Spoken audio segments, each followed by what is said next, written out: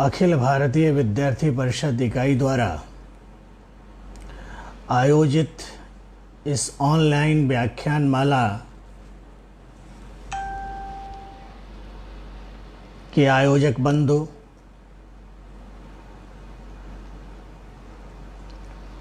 महात्मा गांधी अंतर्राष्ट्रीय हिंदी विश्वविद्यालय वर्धा के यशस्वी कुलपति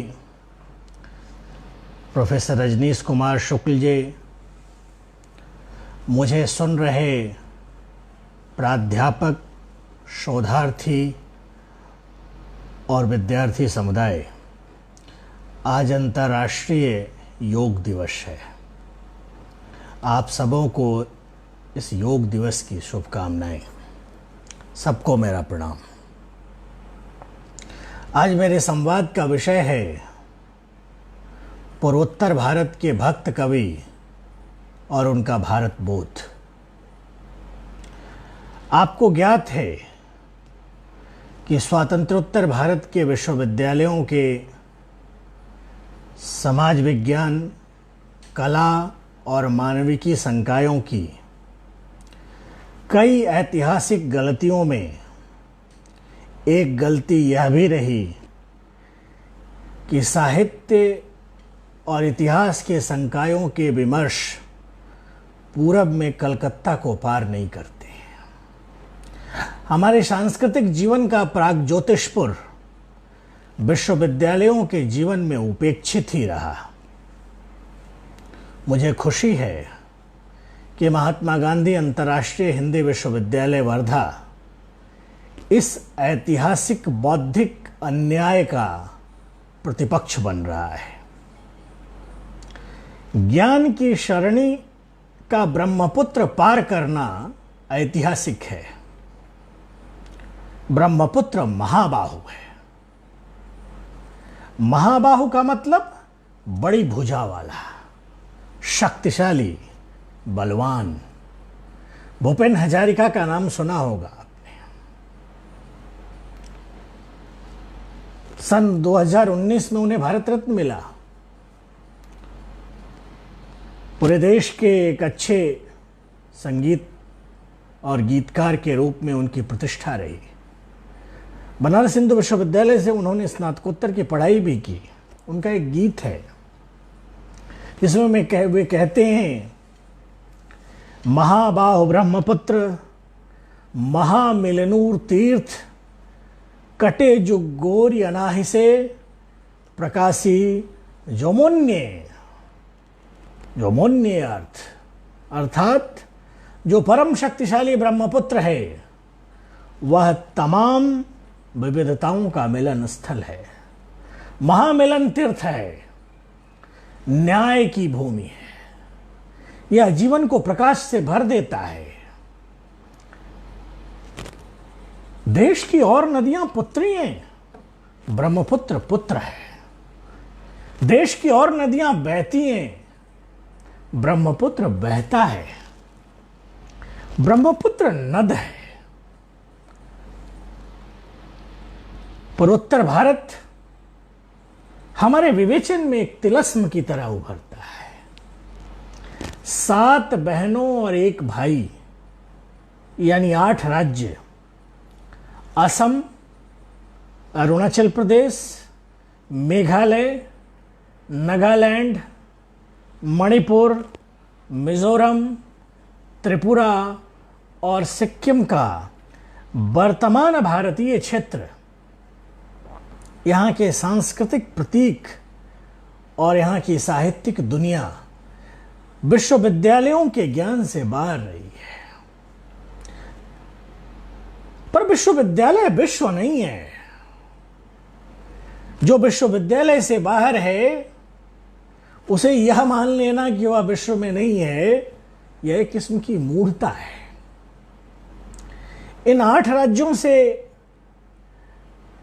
भारत के सांस्कृतिक राग के अविच्छिन्न सूत्र जुड़ते हैं। भारतीयता के सांस्कृतिक सूत्र यहाँ के साहित्यिक जीवन में खोजे जा सकते हैं और हैं। साधु संतों की परंपरा, भक्तों की परंपरा, मंदिर मठों की परंपरा, परिव्राजकों और सन्यासियों की परंपरा, सत्र सत्राधिकारों की परंपरा इस देश को भारत बनाती है। इसी परंपरा की भावभूमि है विष्णु पुराण का एक श्लोक, उत्तरं यत् समुद्रस्य हिमाद्रश्चैव दक्षिणम वर्षम तद भारतम नाम भारती यत्र संतति।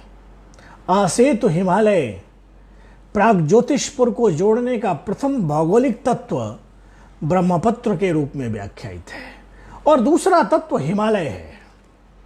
उत्तर पूर्व के हिमालय से उत्तर पश्चिम के हिमालय तक फैली हिमालयीय संस्कृति के सूत्र भारतीय सांस्कृतिक जीवन की सातत्यता को व्यक्त करते हैं। अरुणाचल से लेकर हिमाचल तक का हिमालय और उनका सांस्कृतिक जीवन भारतीय राष्ट्र के बोध को परिभाषित करता है। यही स्थिति मैदान में ब्रह्मपुत्र की है। ब्रह्मपुत्र शब्द का सबसे पहला उल्लेख कालिका पुराण में मिलता है, जो 10वीं सदी के आसपास किसी अज्ञात कवि द्वारा लिखित है।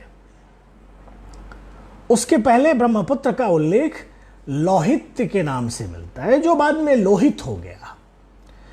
महाभारत के सभा पर्व के 9वें अध्याय में कहा गया, सरजू वत्यथा लंगलिका सरिद्वरा कर्तोया तथात्रया लोहितस्य महानदा। इसके अतिरिक्त भीष्म पर्व के 9वें अध्याय में भी, यानी महाभारत के भीष्म पर्व के 9वें अध्याय में भी ब्रह्मपुत्र का उल्लेख वायु पुराण लोहित के नाम से आता है। वायु पुराण और कालिदास कृत रघुवंश में भी लोहित का उल्लेख है। संकेत यह है कि यह सांस्कृतिक राष्ट्र है जिसे हम और आप जी रहे हैं। हमारा विषय पूर्वोत्तर भारत के भक्त कवि और उनके भारत बोध का है। मुझे महर्षि वेदव्यासकृत भागवत का एक प्रसंग याद आ रहा है। भागवत के प्रथम स्कंद की शुरुआत से पूर्व भागवत महात्म्य है, जिसमें नारद भक्ति संवाद है। नारद भक्ति से पूछते हैं, काश्चित्त्वम, आप कौन हैं? भक्ति का उत्तर है, अहम भक्ति रतिर्ख्याता इमौ में तनयो मतौ ज्ञान वैराग्य नामानौ काल योगे न जर्जरौ। मैं भक्ति हूं, ये दोनों मेरे पुत्र हैं, ज्ञान और वैराग्य इनका नाम है। ये समय के प्रभाव से क्षीण हो गए। नारद भक्ति संवाद का यह संदर्भ वृंदावन का है। वृंदावन कृष्ण का घर है। भक्त कृष्ण के घर में उदास है और हजारों किलोमीटर दूर प्राग ज्योतिषपुर में भक्ति को खुश देखकर उसके स्वर्णिम होने का एहसास होता है। प्रश्न यह है कि इस सातत्यता को हम पढ़ें कैसे? इस सातत्यता को पढ़ने का एक सूत्र सभ्यता बोध है। इस सभ्यता बोध को जिन तत्वों ने संभव किया वे संत हैं, कवि हैं, मठ और सत्र हैं, मंदिर और नामघर हैं, संस्कृत है। भक्ति को इन्हीं के उत्तराधिकारी के रूप में पढ़ा जाना चाहिए। भारतीय बोध में जीवन यात्रा है। भक्ति के स्वभाव को समझना हो तो इस यात्रा बोध को समझना होगा। सिद्धों को जानते ही होंगे आप लोग। हिंदी की आलोचना बुद्ध के हिमालय हैं शुक्ल जी, आचार्य रामचंद्र शुक्ल जी की एक पुस्तक है, आप सभी पढ़ते हैं, हिंदी साहित्य का इतिहास, जो काशी नागरी प्रचारणी सभा से छपी। इसके प्रथम संस्करण की भूमिका में प्रकाशन की तिथि आषाढ़ शुक्ल पंचमी संवत 1986 दी गई है। स्वयं शुक्ल जी ने यह तिथि दी है। अगर इस तिथि को ईसाई काल गणना में बदलें तो यह समय सन 1929 हुआ।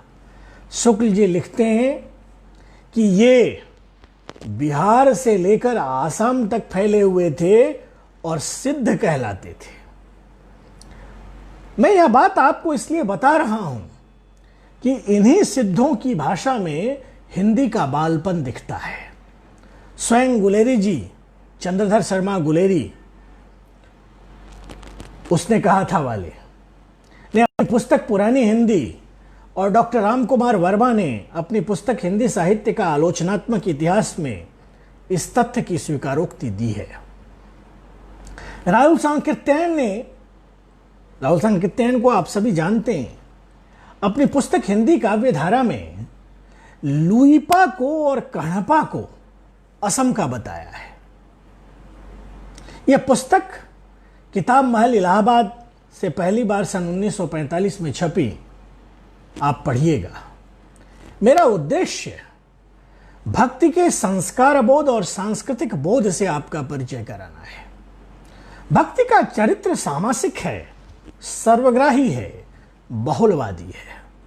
इसी अर्थ में यह भारतीय धार्मिक बोध का प्रतिनिधित्व करती है। यह प्रतिनिधित्व उसे हिंदू दाय में मिला है। हिंदी का आरंभिक साहित्य इसी धर्म बोध का साहित्य है। आचार्य रामचंद्र शुक्ल भी थोड़ी सी बड़ी बदली हुई शब्दावली में इसे स्वीकारते हैं। हिंदी साहित्य की एक मुख्य धारा है नाथपंथियों की। बाबा मच्छिंद्र नाथ और गोरखनाथ ने कामाख्या पीठ, वर्तमान में कामाख्या गुवाहाटी में है, कामाख्या पीठ पर शाबर मंत्र की दीक्षा ली। गोरखनाथ समझ रहे हैं ना? यह संदर्भ भक्ति के मन को बताने के लिए मैं कह रहा हूं। भक्ति का यही मन श्रीमन शंकर देव जी, माधव देव जी, बदला पद माता, रामचरण ठाकुर, भूषण द्विज, दैत्यारी ठाकुर, श्री राम माता, रामानंद द्विज, मणिपुर के कृष्णाचार्य और शांतिदास गोसाई की वैचारिकी में अव्यक्त होता है।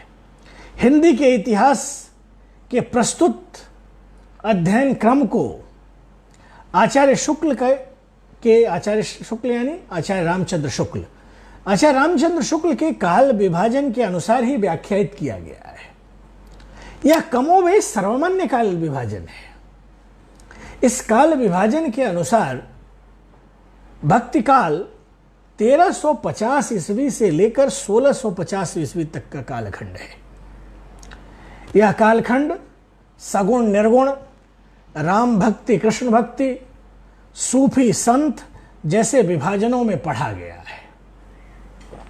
प्रश्न खड़ा होता है कि इस 300 वर्ष के यानी 1350 से 1650 तक के कालखंड को प्राग ज्योतिषपुर के संदर्भ में यानी पूर्वोत्तर भारत के संदर्भ में कैसे पढ़ा जाए।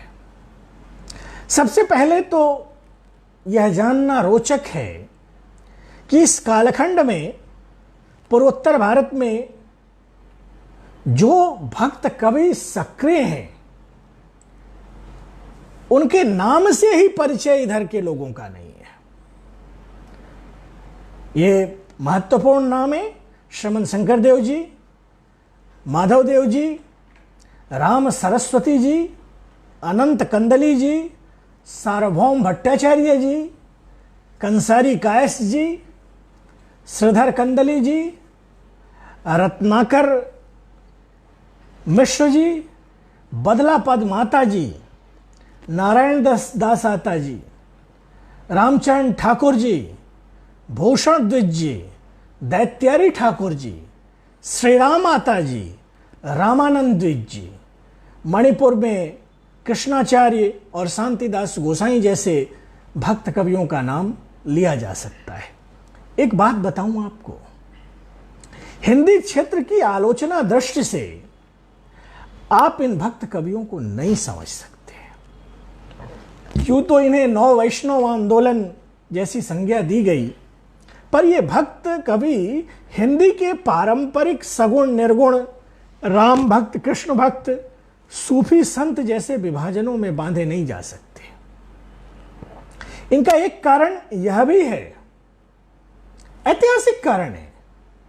मैं इतिहास से एक उदाहरण देकर बात और आगे बढ़ाऊंगा। राजस्थान के राजा मिर्जा राजा जय सिंह के बेटे मिर्जा राजा राम सिंह मुगलों की फौज लेकर लाचित बरफुकन से लड़ने जाते हैं। असम में लाचित बरफुकन के साथ ब्रह्मपुत्र के किनारे सराय घाट पर उनका युद्ध होता है। 3 साल युद्ध होता है। लाचित मुगलों की सेना को ब्रह्मपुत्र पार नहीं करने देते हैं। ये जो मिर्जा साहब थे, ये राजस्थान के अंबर के राजा जय सिंह के बेटे थे और औरंगजेब की भक्ति के बदले मिर्जा की उपाधि प्राप्त करके गए थे। लाचित बरफुकन का उल्लेख विश्वविद्यालयों के इतिहास विभाग में कहीं नहीं है। वो तो भला हो जनरल एस.के. सिन्हा का, जो असम में राज्यपाल होकर गए और उन्होंने लाचित बरफुकन के ऐतिहासिक योगदान से देश का परिचय कराया। आज भी IMA खड़गवासला पुणे में जो बेस्ट कैडेट है उसको लाचित बरफुकन अवार्ड दिया जाता है, पुरस्कार दिया जाता है। खैर, मेरा संकेत इस ओर था कि पूर्वोत्तर भारत के कवियों को पढ़ने की शब्दावली हिंदी की विश्वविद्यालयीय आचार्य जी मार्का शब्दावली नहीं हो सकती। पूर्वोत्तर के उन कवियों का जिनका मैंने अभी उल्लेख किया, ये आक्रामक बुद्धिजीविता के कवि नहीं है, जिन्होंने सत्र नहीं देखा, जिन्होंने नामघर नहीं देखा, जिन्होंने भावना नहीं देखा, जिन्होंने अंकिया नहीं देखा, वह इन भक्त कवियों का मूल्यांकन नहीं कर सकता है। सत्र सिर्फ भजन कीर्तन की जगह नहीं है। सत्राधिकार सिर्फ धर्मगुरु नहीं है, अपितु वह एक सामाजिक व्यवस्था है, स्वावलंबन और आत्मनिर्भरता की व्यवस्था है। वहां सत्रीय नृत्य सिखाया जाता है, वहां भावना की रंगमंचीय कला सिखाई जाती है, मुखौटा कला सिखाई जाती है, कपड़ा बुनना सिखाया जाता है, पारिवारिक और सामुदायिक झगड़ों का समाधान किया जाता है। मैं तो इस बात का साक्षी हूं। उत्तर कमलाबाड़ी सत्र के सत्राधिकार आदरणीय जनार्दन देव गोस्वामी जी के पास जब भी मैं बैठता हूं, पारिवारिक समस्याओं का समाधान करने लोग उनके पास आते हैं। अभी भी पूर्वोत्तर भारत में आपको हजारों ऐसे परिवार मिल जाएंगे जो अपनी हर पीढ़ी में एक सदस्य को पिछले 500 वर्षों से सत्र में भेजते रहे हैं। हमारे एक राजीव बरुआ हैं, उन्होंने खुद बताया कि उनके परिवार से हर पीढ़ी में एक व्यक्ति उत्तर कमलाबाड़ी सत्र जाता है और वह धर्म की रक्षा के लिए जाता है। सत्राधिकार धर्मदंड है। वह सत्र के वासियों के शिक्षा, स्वास्थ्य और जीवन की चिंता करता है। दिल्ली में बैठकर और 2-4 पुस्तकों पर कैंची चलाकर और जल्दसाजी करके आप सत्राधिकार और पूर्वोत्तर के भक्ति मानस को नहीं समझ सकते हैं। आप असम के किसी भी घर में चले जाइए, एक कमरा होगा जो पूजा घर कहलाएगा, वहां भागवत रखा हुआ मिलेगा। घर में घुसते और निकलते वक्त आपसे अपेक्षा की जाती है कि आप भागवत को प्रणाम करें। इस भागवत की भाषा और इसका कथ्य पूर्वोत्तर भारत के भक्त कवियों के भारत बोध को बनाती है। श्रीमंत शंकरदेव का भाषा बोध उनके भारत बोध से बनता है। यह भारत बोध उनकी यात्रा बोध की निष्पत्ति है। सन 1481 में श्रीमंत शंकरदेव अपने 17 शिष्यों के साथ प्रथम देशाटन के लिए निकलते हैं। इस यात्रा में वाराणसी, प्रयाग, अयोध्या, कुरुक्षेत्र, द्वारका, बद्रिकाश्रम, जगन्नाथपुरी यानी लगभग पूरा देश। सन 1550 ईस्वी में उन्होंने दूसरी बार यात्रा की। यह यात्रा दक्षिण भारत केंद्रित थी। ब्रजबोली और ब्रजावली का भाषा संस्कार देखिए।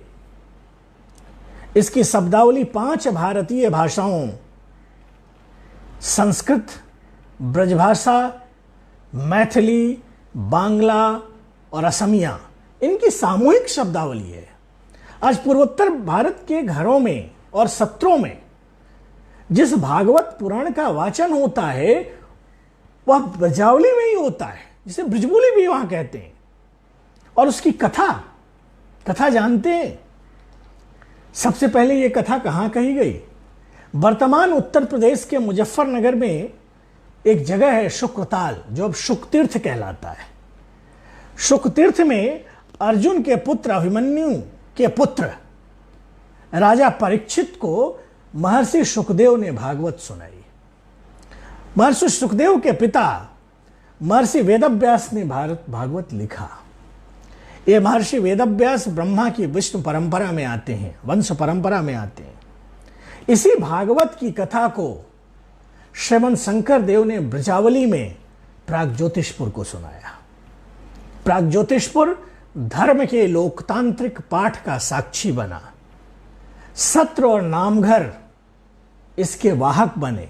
एक बात बताऊं आपको, श्रीमंत शंकर देव अपनी रचनाओं में सदा सर्वदा भारतवर्ष संज्ञा को अभिव्यक्त करते हैं। वे असम नहीं कहते, वो पूर्वोत्तर नहीं कहते, वो भारतवर्ष संज्ञा कहते हैं। कीर्तन घोषा उनकी रचना है। कीर्तन घोषा में श्रीमंत शंकर देव जी का कथन है, जानिया सबे एरा भास भूस, भाग्य से भारते भैला मानुस। वहीं उनके शिष्य माधवदेव जी बरगीत में कहते हैं, धन्य धन्य कलिकाल, धन्य धन्य नर्तन भाल, धन्य धन्य भारतवर्षे। श्रीमंत शंकर देव जी भारत भूमि को जम्मू द्वीप मध्यत भारत श्रेष्ठतर कहा, यानी जम्मू द्वीप में भारत भूमि श्रेष्ठ है। इस श्रेष्ठता का बोध जिस भाषा संस्कार से बनता है, जिस भाव संस्कार से बनता है, भक्ति उसी का प्रतिनिधित्व करती है। एक बात बताऊं आपको, यूं तो श्रीमंत शंकर देव जी के आराध्य श्री कृष्ण हैं, लीला स्वरूप कृष्ण हैं, पर वे राम विजय नाटक लिखते हैं। कीर्तन घोषा में उनका वाक्य है, गुणनाम जत विष्णु शिवर, ताक भिन्न बुद्धि करे जिये नर, नामर सियो महापराधी, नरकत परय दैव नवाधी। यानी जो गुण नाम में भेदभाव बरतता है वह हरि नाम का अपराधी है।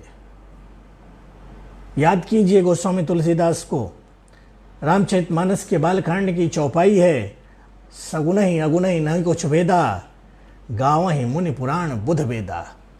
यह क्या है? यह आइडिया ऑफ इंडिया है। यह वही भारत बोध है जब सुदूर पश्चिम यानी द्वारिका का व्यक्ति जब माजुली आता है, यानी सुदूर उत्तर पूर्व आता है, या वृंदावन का व्यक्ति नारायणपुर जाता है, हिमाचल का व्यक्ति अरुणाचल जाता है, तो यह बोध उसे फीलिंग एट होम का एहसास देता है। इसी बोध से प्रेरित होकर शंकर देव जी के शिष्य माधव देव जी गुरु महिमा में कहते हैं, एक शरण हरिनाम धर्म कहो, राजा करू प्रकाश। यानी धर्म का तत्व एक है और वह ज्ञान से प्रकाशित है। अपने दयाल कृष्ण बोरा जी इसी परंपरा में एक शरण भगवती समाज चलाया करते थे। वो भक्ति का एक एकेश्वरवादी पक्ष था। मैं एक और नाम लेना चाहूंगा, बदला पदमाता का। बदला पदमाता, इनका कालखंड 1546 से 1674 के बीच है। इनका जन्म वर्तमान असम के नारायणपुर में आज से लगभग 474 वर्ष पूर्व हुआ था। ध्यातव्य हो कि नारायणपुर माधव देव जी का भी जन्म स्थान है। नारायणपुर वर्तमान में अरुणाचल प्रदेश की सीमा के पास है। नारायणपुर के बारे में एक विशेषण प्रसिद्ध है, बड़ा आतर स्थान। अगर इस असमिया से इसका हिंदी में अनुवाद करें, यानी महान लोगों की जन्मस्थली। ऊपरी असम के सांस्कृतिक संस्कार में बदला पदमाता का अप्रतिम योगदान है। बदला पदमाता अहोम सेना के वीर योद्धा थे। कालांतर में ये धर्म प्रचार में लगे, माधवदेव जी के प्रिय शिष्यों में थे। आज भी नारायणपुर और उसके आसपास इनके द्वारा स्थापित लगभग 20 सत्र हैं। ऊपरी असम को क्षत्रिय परंपरा के साथ सन्नद्ध करने में बदला पदमाता का बहुत योगदान है। बदला पदमाता ने ही 1663 ईस्वी में कमलाबाड़ी सत्र की स्थापना की और 1676 ईस्वी में यहीं वो प्रयाण कर गए। इनकी वंश परंपरा उत्तर भारत के गंगा क्षेत्र से भी जुड़ी हुई है। जो लोग प्रागज्योतिषपुर को जानते हैं वे बताते हैं कि इनकी वीरता, ज्ञान और सक्रियता के कारण अहोम राजाओं ने इन्हें धन धन्य से पुरस्कृत करने की कोशिश की, पर इन्होंने सिर्फ एक अधिकार मांगा और वह था हरि नाम संकीर्तन का। आपको एक बात बताऊं, 1350 से 1650 के बीच, यानी भक्ति काल का जो हिंदी साहित्य में घोषित कालावधि है, इस कालावधि में भारत के किसी भी भाग में सक्रिय भक्त कवि की एक हार्दिक इच्छा दिखती है, और वह है कृष्ण जन्मस्थान आने की। और यही कारण है कि इस कालखंड में ब्रजभाषा की शब्दावली, राधा कृष्ण की भक्ति, वृंदावन और मथुरा को एक राष्ट्रीय स्वीकृति मिलती है। आपको ज्ञात होगा कि माधव कंदली रचित असमिया के प्रथम रामायण पंचकांड रामायण में 5 कांड हैं। इनके बाद के 2 कांडों की रचना इन्हीं श्रीमन शंकर देव जी और माधव देव जी ने की। माधव कंदली द्वारा रचित असमिया के प्रथम रामायण पंचकांड रामायण के उत्तरकांड की रचना श्रीमन शंकर देव जी ने की और माधव देव जी ने आदिकांड की रचना की। माधव कंदली जी श्रीमन शंकर देव जी के ज्ञान गुरु थे। इसकी अनुमानित रचना अवधि 1400 ईस्वी के आसपास है। यह वाल्मीकि रामायण पर आधारित रचना थी। श्रीमन शंकर देव और श्रीमंत माधव देव द्वारा रचित वरगीतों से प्रेरणा लेकर श्री राम माता, जिनके लगभग 79 यानी 79 वरगीत मिलते हैं हमें, रामानंद द्विज जिनके 78 गीत मिलते हैं, रामचरण ठाकुर, दैत्यारी ठाकुर आदि ने अनेक वैष्णव भक्तों और शिष्यों ने आध्यात्मिक गीतों की रचना की है। शंकर देव के शिष्य परंपरा में दामोदर देव जी हुए। दामोदर देव जी उनके मित्र सदानंद जी के पुत्र थे, यानी शंकर देव जी के मित्र सदानंद जी के पुत्र थे दामोदर देव जी। इन्होंने सत्रों की स्थापना की, सत्र परंपरा चलाई और उसकी रीति नीति का प्रसार किया। शंकर देव जी की शिष्य परंपरा में इसी भक्ति आंदोलन में हरिदेव और नारायण दास आता भी आते हैं, जिन्होंने श्रीमन शंकर देव जी द्वारा प्रवर्तित भक्ति आंदोलन का प्रचार प्रसार किया। माधव देव जी के शिष्य वर विष्णु आता हुए, जिन्होंने दक्षिण कामरूप में कमरिया सत्र की स्थापना की और माधव देव जी के विचार को आगे बढ़ाया। गोपाल देव आता भी माधव देव जी के शिष्य थे। माधव देव जी के देह त्याग के बाद गोपाल देव आता ने कालाजार में सत्रों की स्थापना की।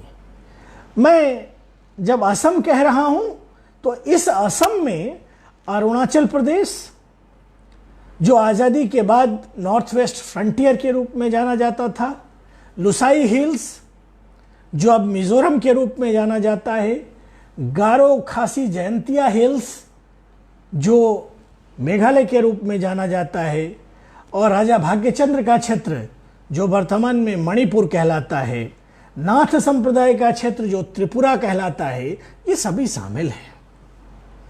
वर्तमान का मणिपुर तो कृष्ण भक्ति का सजीव उदाहरण है।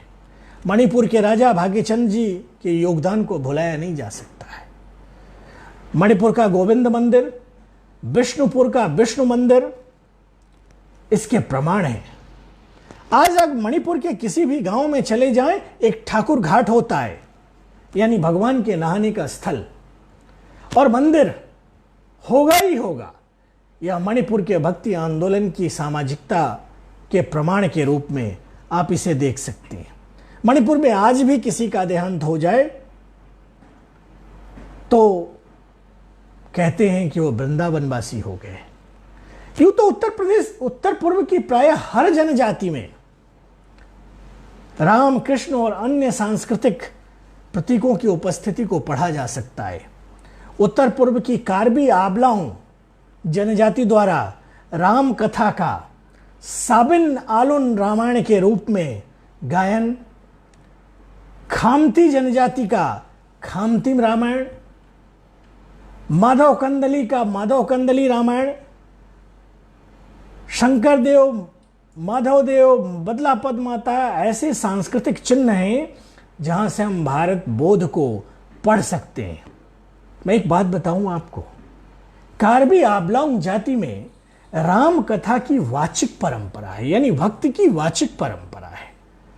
कार्बी लोग वनवासी हैं और ये मध्य असम में कार्बी आबलांग क्षेत्र में रहते हैं। इनके संदर्भ में एक बात बताऊं आपको, ये आज भी इनके उद्भव के जो तर्क हैं वे ब्रह्मा, विष्णु, दुर्गा, इंद्र आदि के प्रतीकों के इर्द गिर्द हैं। इनके रीति रिवाज भी सनातन परंपरा के अनुसार हैं।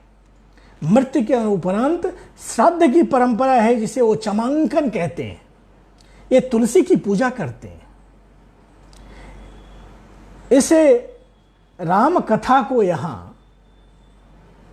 राम कथा की वाचिक परंपरा को यहां छाबिन नालून रामायण या साबिन नालून रामायण की संज्ञा दी गई है। छाबिन आलून का तो अब प्रकाशन हो गया है। मूल कार्बी के साथ असमिया में जो प्रकाशन हुआ सन 1976 में, एक दीफू जगह है, दीफू साहित्य सभा ने इसके द्वारा इसका प्रकाशन किया। बाद में छामची हांसे जी ने असमिया साहित्य सभा के माध्यम से इसका प्रकाशन किया।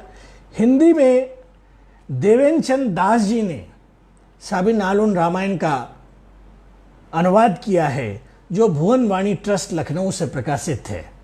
मैं उदाहरण आपको भारत बोध की शक्ति से परिचित कराने के लिए दे रहा हूं। चाहे वर्तमान असम की कार्बी जनजाति हो या त्रिपुरा की जमातियां, इनका मूल्यबोध भक्ति आंदोलन के सूत्रों का मूल्यबोध है।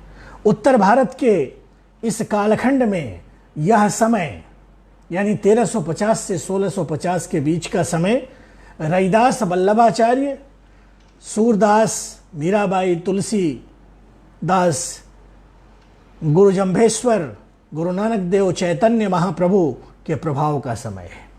पूर्वोत्तर भारत में सन 1449 के बाद का समय श्रीमंत शंकर देव जी, माधव देव जी, बदला पद माता, रामचरण ठाकुर, भूषण द्विज, दैत्यारी ठाकुर, श्री राम माता, रामानंद द्विज और मणिपुर में शांतिदास गोसाई का समय है। किंतु राम और कृष्ण यहां भी नायक है। कृष्ण रास और राम का नायकत्व यहां भी प्रेरणा का कारण है। मैं एक बात आपसे, जो शोधार्थी हैं उनकी जानकारी के लिए कहूं, श्रीमंत शंकर देव जी और माधव देव जी और उसके बाद कुछ कवियों की रचनाओं का संकलन तो हुआ है, पर अभी भी वहां की वाचिक परंपरा में भक्ति आंदोलन के जो सूत्र बिखरे पड़े हैं, उनके संकलन की आवश्यकता है। यही कारण है, और इस संकलन में आप भारतीयता के चिन्हों को, भारत के सांस्कृतिक राग के चिन्हों को आप पढ़ सकते हैं।